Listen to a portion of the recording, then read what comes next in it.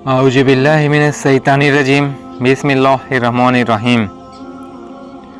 जब कब्र में मैयत को दफन करते वक्त मोबाइल भी उसके साथ दफन हो गया। अस्सलामु अलैकुम मेरे मोहतरम अजीज़ दोस्तों, उम्मीद करता हूँ आप सब खैरियत से होंगे इंशाअल्लाह। दोस्तों, आज मैं आपको आपकी खिदमत में कब्रिस्तान में एक लड़की के मैयत को दफन करते वक्त कब्र में मोबाइल गिर जाने और एक हफ्ते बाद अचानक कब्र के अंदर से घर वाले नंबर पर फ़ोन आने की एक हैरत अंगेज और सच्ची वाक़या आपकी खिदमत में लेकर आया हूँ, जिसको सुनकर आपके रोंगटे खड़े हो जाएंगे। बस आपसे एक छोटी सी गुजारिश है, इस वीडियो को लाइक करने के बाद वीडियो को मुकम्मल देखिए और आगे भी अपने दोस्तों में शेयर करना ना भूलें। दोस्तों, ये वीडियो मैं किसी के लफ्ज़ों में बयान करने वाला हूँ, तो इस बात को आप अपने जहन में ज़रूर बैठा लें।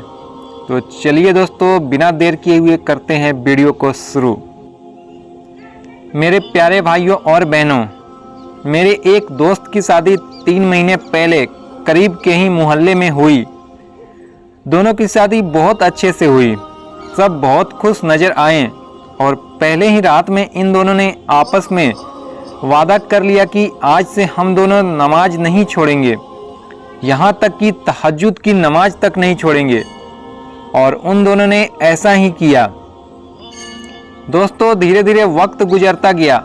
अभी ये दोनों मियाँ बीवी एक दूसरे को सही से समझ भी नहीं पाए थे कि एक दिन मेरे उस दोस्त के एक बहुत ही अच्छी कंपनी का वीज़ा मिल गया और वह अपनी नई नवेली बीवी को छोड़कर विदेश चला गया।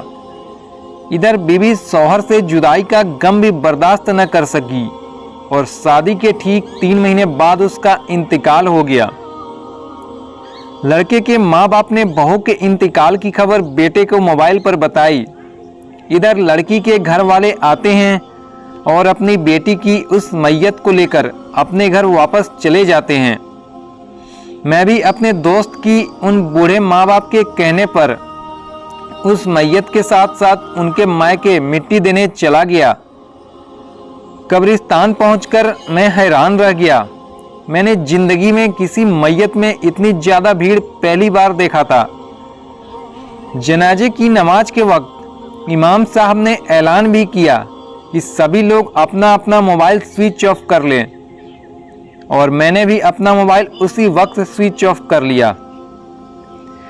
जब जनाजे की नमाज के बाद मैयत को कब्र में उतारते वक्त मैं कब्र में झांक रहा था, इतने में पीछे से धक्का लगा और मैं लड़खड़ा गया। लोगों ने मुझे पकड़ लिया, नहीं तो मैं भी उस वक्त कब्र में गिर जाता।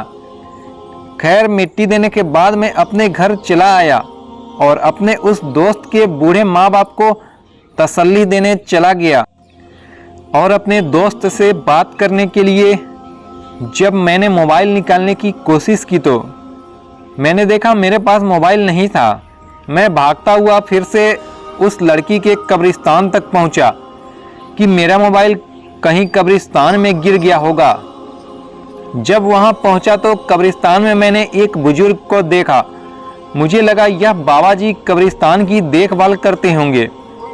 उस बुजुर्ग ने मेरी परेशानी को देखकर मुझसे पूछा कि बेटा, क्यों परेशान लग रहे हो? मैंने उन्हें सारी बात बताई। उस बुजुर्ग ने बड़े यकीन से कहा, लगता है तुम्हारा मोबाइल कब्र के अंदर ही गिर गया होगा।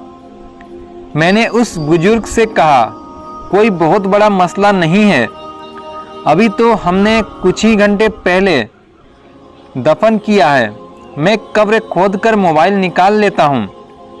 उस बुजुर्ग ने कहा, तौबा करो मियाँ, अल्लाह के वास्ते कब्र को दोबारा खोलने की कोशिश न करना।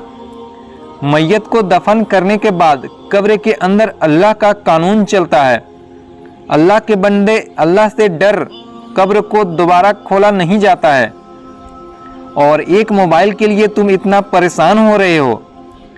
मैंने भी दिल ही दिल में सोचा, क्या कब्र को खोदना सिर्फ एक मोबाइल के लिए ये अच्छी बात नहीं है। और उसी वक्त मैं वापस घर चला आया और घर आकर मैंने एक दूसरा मोबाइल खरीद लिया। एक हफ्ते के बाद रात के 2 बज रहे थे। मुझे नींद नहीं आ रही थी। मैंने वुजू किया और तहज्जुद की नमाज पढ़ना शुरू कर दिया और नमाज पढ़ लेने के बाद मेरे दिल में ख्याल आया कि चलो उस पुराने वाले नंबर पर एक बार फ़ोन लगाते हैं। और जैसे ही मैंने फ़ोन लगाया, फ़ोन की बेल जाने लगी। मैं हैरान रह गया। जनाजे के नमाज से पहले इमाम साहब ने ऐलान कर दिया था कि सभी लोग अपना अपना मोबाइल स्विच ऑफ कर लें और मैंने भी अपना मोबाइल फ़ोन उसी वक्त स्विच कर लिया था। आखिर मेरा मोबाइल को कब्र के अंदर किसने ऑन किया? मैं घबराकर फ़ौरन उठा और रात में ही कब्रिस्तान की तरफ चल दिया। और कब्रिस्तान में पहुंचने पर फिर से मुझे वही बाबा जी मिले।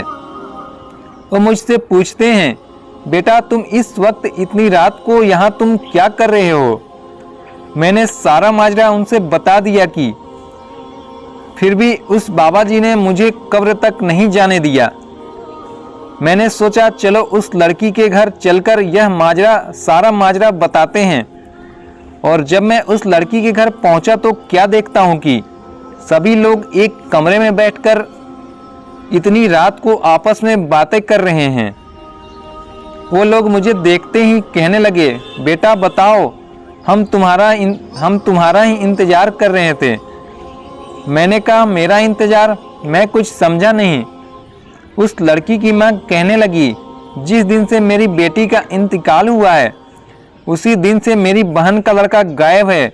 क्या तुमने उसे कहीं देखा है बेटा? उसके घर वाले बहुत परेशान हैं। मैंने कहा, नहीं, मैंने कहीं नहीं देखा। और अपने मोबाइल को अचानक कब्र में गिर जाने और खुद ब खुद मोबाइल ऑन हो जाने वाली बात उन लोगों को बताई। और मैंने कहा, हम पहले कब्र खोदकर देखते हैं कि क्या माजरा है। हम सभी लोग उसी वक्त कब्रिस्तान में पहुंचे और कब्र को खोदना शुरू कर दिया।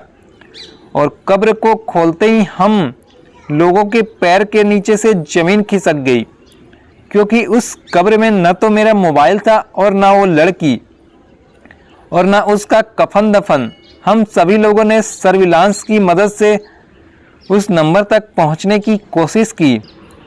एक दूसरे शहर में उस मोबाइल का लोकेशन मिलने लगा और हम लोग जब वहां पहुंचे तो देखा कि उस लड़की के साथ वह लड़का भी वहीं मौजूद था और वह लड़की की इस बात को कबूल कर ली। हमने बहुत दिनों से मरने की प्लानिंग की थी, क्योंकि हम दोनों बहुत पहले से ही एक दूसरे से प्यार करते थे, इसलिए हमने ऐसा किया। उनकी बातों को सुनकर हमें बहुत ही ज़्यादा हैरानी हुई। मेरे प्यारे दोस्तों, ये थी आज का वाकया। आपको कैसा लगा ज़रूर बताएं कमेंट बॉक्स में और आगे भी शेयर ज़रूर करें। मिलते हैं फिर इसी तरह की वीडियो के साथ अगले वीडियो में। तब तक के लिए आप सबको मेरी तरफ से खुदा हाफिज।